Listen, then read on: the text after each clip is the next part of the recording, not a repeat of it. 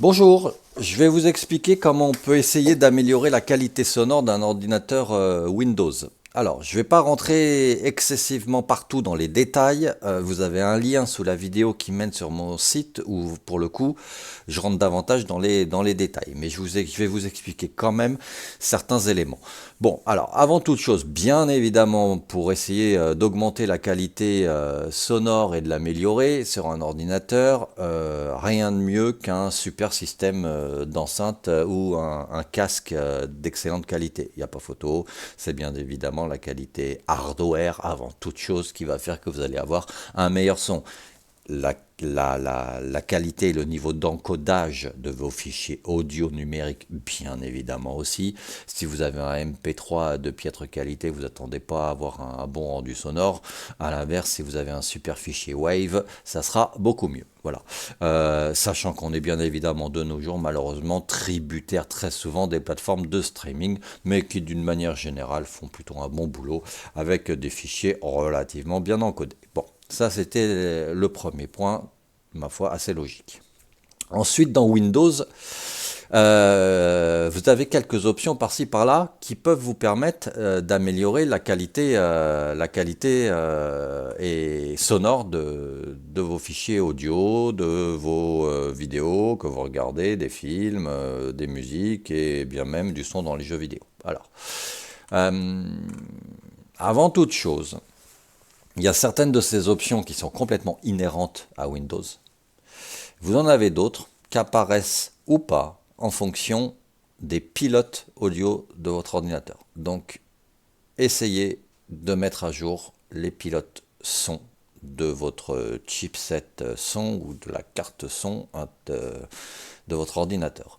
Si vous avez un ordinateur de marque, portable ou fixe, du type HP, Asus, Acer, peu importe, allez sur le site officiel du constructeur. Je vous ai mis sur la page de mon site, là, dont vous avez le lien en dessous de la vidéo, le lien qui mène directement vers les pages où vous trouverez les pilotes pour les différentes marques d'ordinateurs.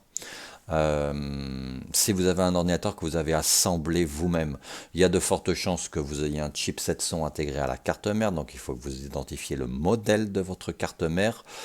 Pour ce faire, vous avez parmi les vidéos qu'il y a sur ma chaîne une vidéo concernant la manière d'identifier le modèle de sa carte mère. Vous regardez cette vidéo, vous identifiez le modèle de la carte mère, vous retournez sous le lien qui est sur le lien qui est sous cette vidéo. De la même manière, je vous ai fait une liste de liens qui mènent vers les pages des différents constructeurs de cartes mères, MSI, ASRock, Gigabyte, etc. Vous pouvez donc, où vous pourrez trouver le dernier pilote. Pour le chipset audio de vos cartes mères, il y a de très fortes chances que ça soit du Realtek. Aujourd'hui, ils équipent quasiment plus de 90% des cartes mères avec leur chipset 100. Bon, voilà, ça c'était une petite aparté très importante. Mettez à jour vos pilotes son. Bon, une fois que tout est à jour, il y a deux panneaux de configuration dans Windows. Vous avez l'ancien panneau de configuration qui est ici à gauche, le nouveau qui est à droite. Étonnamment, il y a un peu plus d'options dans l'ancien. Donc cet ancien panneau de configuration, vous l'ouvrez en maintenant la touche Windows, en appuyant sur R. En bas à gauche, vous tapez CTRL, espace panel, CONTROL, espace PANEL. Vous cliquez sur OK, ça vous l'ouvre. Vous allez sur son. Ça vous ouvre une autre fenêtre dans laquelle vous avez la liste de tous vos périphériques audio. Alors, on va en sélectionner un. Tiens, on va prendre le dernier, ce qui est en fait le casque micro avec lequel je vous parle. Vous le mettez en surveillance, vous cliquez sur propriété, ça vous ouvre une autre fenêtre. Dans cette autre fenêtre, vous avez différents onglets, dont l'onglet amélioration. Et c'est ici vous avez différentes options que vous pouvez cocher. Alors, en général, ces options... Vous en avez 3 ou 4, parfois il y en a 5, moi j'en ai 4. J'ai boosté les basses, effet surround virtuel, correction de pièces, égalisation du niveau sonore. Alors, booster les basses. Bon, bah, c'est si vous voulez diffuser plus de basses, et ben, vous activez cette option. Ça va augmenter les fréquences les plus basses que vous entendez et ça vous donnera donc plus de basses. Vous remarquez qu'il y a le bouton paramètres ici, là. Si vous cliquez sur ce bouton paramètres, une fois que vous avez mis en surbrillance booster les basses, ça vous propose deux réglages supplémentaires concernant les basses, la fréquence exprimée en Hertz et le niveau de décibels. Alors les décibels, franchement, allez-y mollo, ça sert à rien de se casser les oreilles. À mon avis, 6-8 décibels, c'est amplement suffisant. La fréquence. Alors, la fréquence, moi, elle va il me propose entre 50 et 600 Hz, ok? Sachant que vous pouvez mettre manuellement ce que vous voulez. Moi, j'ai mis 80. Bon, alors, honnêtement, au-dessus de 250 Hz, c'est de la folie. N'allez surtout pas, à mon sens, au-dessus de 250 Hz. Il faut que vous vous baladiez entre 20 et 250 Hz. Ça va principalement, alors entre 20 et allez, 60, 80 Hz, c'est ce qu'on appelle les sub-bass, les sous-basses, ok? Euh, Si vous écoutez de la musique classique, hmm, mettez, mettez 50 Hz, ça sera parfait. Si vous écoutez pop, rock, voilà, de la musique un peu éclectique, un peu de tout, c'est ce que j'écoute moi. 80 Hz, c'est bien, c'est ce qu'on appelle le milieu de phase des Hertz. C'est pas mal. Si vous êtes à fond dans la techno, et ben, allez, vous pouvez mettre 150, 175 Hz. Vous aurez des basses vraiment avec plus d'impact et de percussion. Moi, avec 80 Hz, ça donne un peu plus de présence aux instruments du type basse électrique et puis les percussions un peu graves. Voilà, donc je vous donne un ordre d'idée, c'est très subjectif, c'est en fonction de vos oreilles, de comment vous aimez écouter votre musique et quel type de musique vous écoutez. Mais une fois de plus, au-dessus de 250 Hz, je vous le déconseille fortement. Bon, voilà, ça c'est déconcernant les basses. Après, l'effet surround virtuel. Bon, l'effet surround, vous pouvez l'activer, que vous ayez un casque ou un système de haut-parleur. Ça reproduit le surround en fait, hein, qui est cette espèce de son spatial tridimensionnel où vous allez avoir l'impression de son qui arrive de la gauche ou de la droite. Voilà, je rentre pas dans les détails, je sais que vous connaissez ça. Correction de pièces. Alors, correction de pièces, ça vous ouvre un petit utilitaire. Alors, déjà, la correction de pièces, si vous l'activez, ça va désactiver l'effet surround virtuel. C'est soit l'un, soit l'autre. La correction de pièces, ça analyse un peu la propagation du son dans votre pièce. Donc, ça nécessite une chose. Ça nécessite déjà que vous ayez plusieurs enceintes dans votre pièce. Et pour que, quand vous le cochez, et si je le coche, hop, ça vous ouvre une petite fenêtre, vous cliquez sur oui et ça vous ouvre un petit utilitaire qui va envoyer différents sons à travers vos différentes enceintes et qui va les récupérer depuis un micro. Donc ça nécessite que vous ayez un micro et idéalement que vous placiez ce micro au centre de vos enceintes. Donc si vous avez des enceintes aux quatre coins de la pièce, vous posez le micro au centre de la pièce. Ça va envoyer tout un tas de sons à travers les différentes enceintes et ça va essayer d'analyser la propagation du son dans la pièce.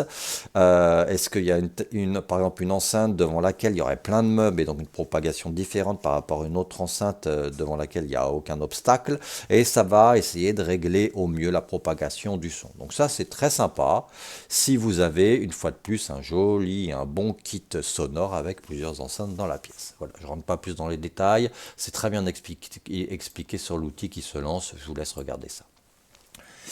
Moi, je reclique mes effets sonores virtuels. Ensuite, l'égalisation du niveau sonore. Bon, bah, l'égalisation du niveau sonore, ça améliore et uniformise les différences entre les points sonores les plus hauts et les plus bas, hein, les graves et les aigus. Vous connaissez le principe. Pareil, vous avez le bouton paramètres, vous cliquez dessus et vous pouvez aller à gauche, à droite. Une fois de plus, c'est aussi un peu subjectif, en fonction du type de musique que vous utilisez et de votre appréciation personnelle. Je vous laisse regarder ça. Voilà, en général, les 4 options que vous pouvez avoir via l'ancien panneau de configuration. Attention, booster les basses, on ne les a pas toujours. Ça dépend du périphérique, ça dépend du pilote audio. C'est pour ça que je vous disais de mettre à jour votre pilote audio pour essayer d'obtenir un maximum de ces options dans cette fenêtre. Voilà, je referme tout ça. On part maintenant vers le nouveau panneau de configuration de Windows. Vous l'ouvrez en maintenant la touche Windows et en appuyant sur la touche I, ça vous l'ouvre. Par défaut, vous tombez normalement sur l'accueil. À gauche, vous allez sur Système. À droite, vous allez sur Son. Vous retrouvez vos différents périphériques. Ok. Haut-parleur. On va aller sur le même périphérique qu'on a été tout à l'heure. Hein. Je clique sur la petite flèche. Vous descendez en bas et vous avez les améliorations. Alors par défaut, je crois qu'ils sont désactivés. Il y en a un premier, moi si j'ai fait par défaut de l'appareil, si je sélectionne en dessous, ça met Microsoft Audio Home Theater Effect. Bon bah ça, c'est encore un effet audio qui vise à créer une spatialisation du son tridimensionnel, hein. C'est un peu comme un effet surround. Ce qui est assez étonnant, c'est que si je l'active ici, et que je retourne ici, alors je l'avais activé tout à l'heure, hein, mais on va faire un test, regardez ensemble. Je vais dans Propriétés, dans mes améliorations, je vais le décocher mon effet surround ici, et puis j'applique un. Ici, on va le désactiver aussi, ok. Je referme cette fenêtre, c'est désactivé. Ici, je l'active, ok. Cet effet tridimensionnel. Je retourne dans mon paramètre, propriété, amélioration, et c'est par coché. Donc c'est deux effets différents, mais qui en soi, a priori, sont à peu près les mêmes. J'ai un peu cherché sur internet, j'ai pas vraiment trouvé, il y a très peu d'infos sur ce Microsoft Audio Home Theater Effect. Vu que quand on l'active d'un côté, il s'active pas de l'autre, apparemment c'est deux effets différents. Je sais pas si c'est une bonne idée d'activer les deux en même temps, hein, très honnêtement. Moi, j'ai pas vu beaucoup de différence en l'activant celui-ci. Écoutez, si vous avez plus d'informations concernant cet effet-là, n'hésitez pas, mettez un commentaire sous la vidéo. Ensuite, il y a une deuxième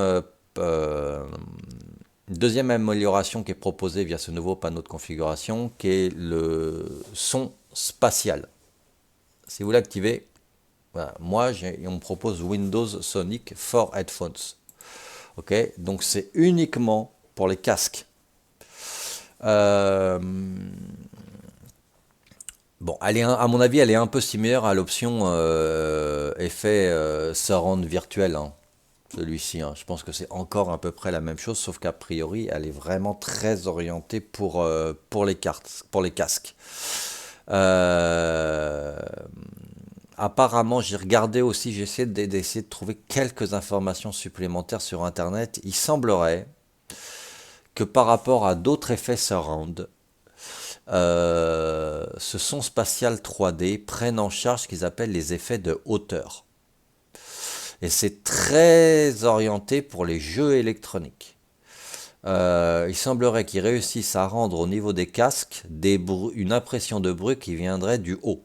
Ok, hein, j'en sais rien moi, un effet d'un météorite qui vous tombe dessus, voilà, vous êtes dans un jeu électronique, avec la souris, vous regardez ce qui se passe dans le ciel, voilà.